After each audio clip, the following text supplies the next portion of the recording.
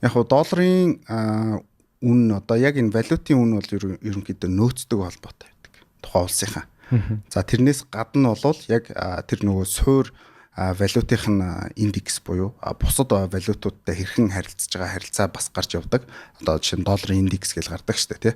Тэрхүү байдлыг бол бид нар харах нь зөв байх. За 2016 оноос хойшоо бол тасралтгүй долларын индекс бол маш хүчтэй өсөж явсан юм. Бусад одоо улсуудын валютууд эсрэг чангарч ийн гэсэн үг шүү дээ. За энэ үед бол манай Монголд бол харьцангуйгаар бас тэр 16 оноос 20 он хүртэл ерөнхийдөө бол өсөж жагаад 20 оноос ерөнхийдөө зогсцсон. 2850 орчим дээр ерөнхийдөө л хэлбэлцээдсэн.